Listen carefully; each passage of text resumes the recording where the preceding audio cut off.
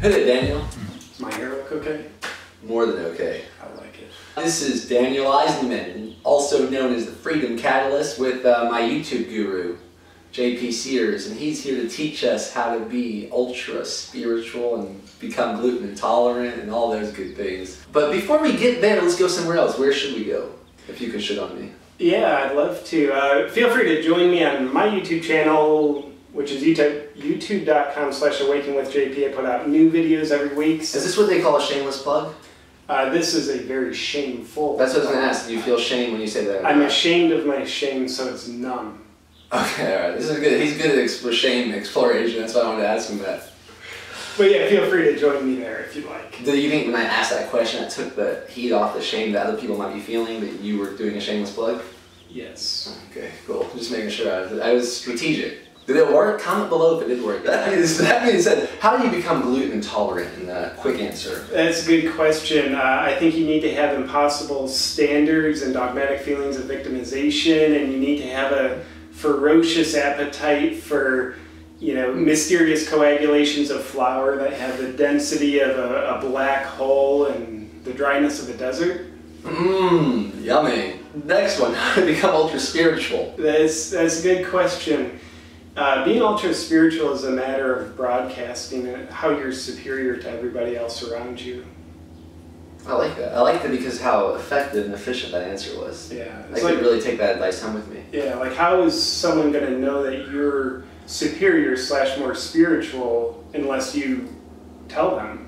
Oh. Mostly through passive aggressive ways. There is something to be said though, the moment that when you can realize and realize enough to express that you are enlightened, then people start to believe it. Mm. That's what I heard. I love it. That's very enlightening of you. That being said, how do you become a vegetarian? That's a good question, how to become a vegetarian. I think you have to hate animals. You don't want to go anywhere near them. My father was a stone cold vegetarian. He was a pig farmer. Or maybe it was my mother, I forget which. But anyway, I was born and bred into pretend vegetarianism. So yeah, you have to hate animals and also hate people who love animals, that eat animals. Did you become enlightened before or after ayahuasca? That's a good question. It's been before. I've actually never used ayahuasca. Leave your hateful comment below if you have and you've seen my using ayahuasca video. You'll be sure to have an emotionally charged sensation come up in you, so leave your comment below. That being said, the opposite of hate is not love but indifference. And the opposite of love is not hate but indifference. Mm. Do you believe that? The opposite of hate is indifference? The opposite of love. Yeah, opposite of love is not indifference. Hate, but indifference. Yeah, I can vibe with that. I think hate is, very much showing people attention. So I think you might hate someone, but you love to hate them. So I think there's a lot of attachment involved when you hate someone. And plus, I was once given the realization, and tell me if this vibes with you, that when I am triggered by someone else, it's usually because they're reflecting something that I don't like about myself, something I don't understand about myself, or something they have that I don't when I'm curious. Did that vibe with you too? Yeah, very much vibes with me. Is there anything I left out? That sounds pretty complete to me. When we see things we don't like about ourselves or that we're afraid of about ourselves, when we see those reflected in other people, we tend to get angry that the mirror is showing us ourselves. And I think it's funny how, we think we're upset about the other person. I'm triggered at you, I'm upset at you. For me, that's like being angry at the mirror. Am I angry at what's being reflected in the mirror, or am I angry at the mirror?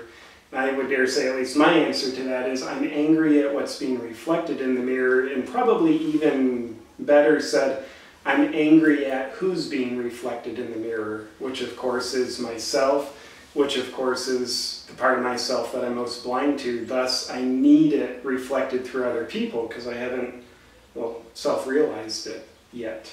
What do you think one of the best ways to ruin your life is? Yeah, never try new things, certainly. I mean, do you want to ruin your attempts to ruin your life and be out there trying new things? Yeah. So never try new things. You never want to take risks.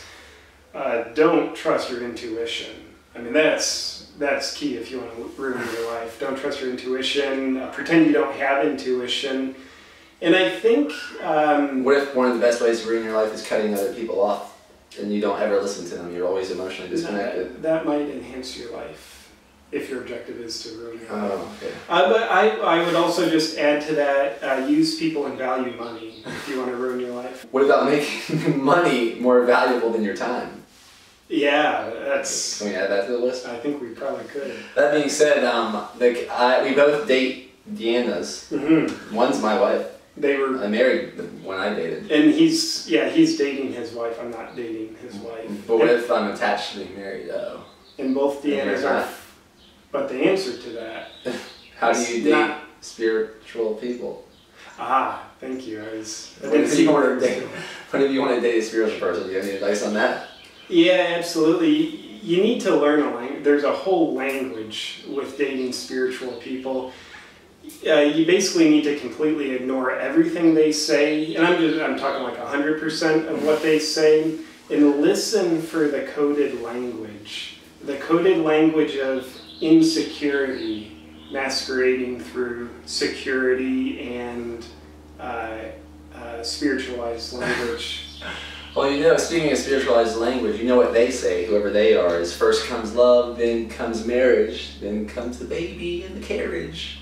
So how do you become a really powerful parent? That's a good question. I like the lead-in. That was brilliant. All of you? Don't get JP! Living through your kids. I mean, it's not like you have your own life to live through. So you want to live through your kids. And I think, of course, a steady diet of fluorescent colors, chemicals is important. Nutrition, things that are crunchy. That's vital nutrition for kids. Hey, hold on a second. Let's take a selfie. What is the psychology of a selfie, brother? Psychology of a selfie, absolutely. There's a number of different selfie techniques. There's the decoy selfie. You know, say Daniel wants to do a selfie of this lovely bracelet. Oh, yeah, give us a flex, brother. Give us a flex. So he does the selfie. This is the decoy selfie. Like, post it to Instagram. Like, how do you like my bracelet? LOL. I see. I like / look at my need for validation about my bicep. Like hashtag sell a bicep. So I think the key to like optimal selfie taking is always deception. Whatever you label your picture as, that's not really what the picture's about. It reminds me of like you know, the classic like really huge cleavage shot. It's kind of like, check out the beach. Speaking of that, the boobs, what about healthy sexuality? Yeah, healthy sexuality. This is getting a little more serious, if you can believe that we have a serious side. So for me, healthy sexuality is all about actually connecting with our partner, whoever that is, rather than using sexual energy for control or sense of power. And, you know, using it for connection, sexuality for connection, whether it's literally having sex or it's just sexual energy through flirtation, whatever it might be. I think there can be a lot of joy, playfulness, and happiness involved in the connectivity. You know, connecting with someone intimately. I think a lot of us would say, oh, that just means we're stone cold serious, and like, no, it's probably not intimate at all if we're just like rigid and serious. So connection over perfection. Yes. And what I find crazy about that answer was that was your first serious answer, which I have a red flag about your sexuality now. Does that mean you're part of the newer age movement? The newer age movement, I am. I like to think that I'm the leader of the newer age movement. The new age is obviously old as heck at this point. It's been around for decades, probably longer than I've been alive. It's basically a piece of rotting fruit on the shelf. So what's to come after the new age? The newer age movement, certainly.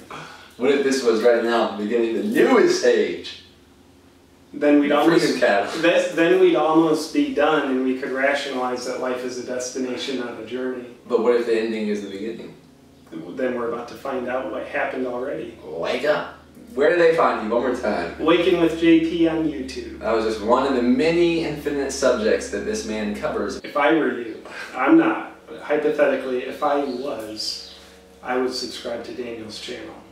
Bob Marley always said I and I and I. I am subscribed to Daniel's channel. Subscribe. Subscribe, I and I. Thank you.